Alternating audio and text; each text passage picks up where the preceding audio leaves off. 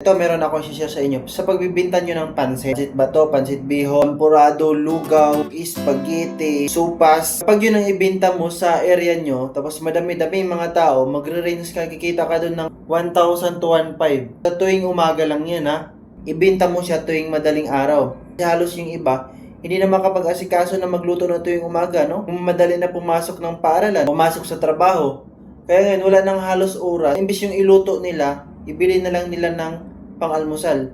Magbili sila ng almusal na ganito lang yung halaga. Sa halagang 10 piso. Kasi kahit saan ako mapadpad, kahit saan ako mapunta, talagang meron talaga nagbibinta ng pa-10-10. 10 piso na yun, solve ka na sa 10 piso. 20 pesos ka, solve na yung pang-almusal mo. Kaya kung wala ka pang nakikitang may ganun na nagbibinta sa area ninyo, pagkakataon mo na para magbinta ka ng mga ganun pa-10-10 tuwing umaga. Magre-range ka ng 1,000 to 1,500 tuwing umaga. Kailangan mo lang talaga agahan mo ng gising. Gabi pa lang mag-prepare ka na. Para pagdating ng alas 3, luto ka na lang ng luto. Tapos 4:30 AM, prepared ka na. May gising na nun.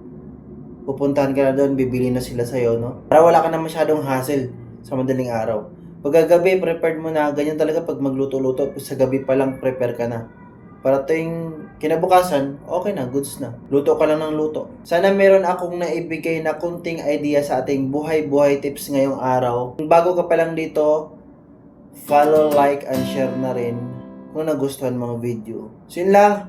Bye-bye!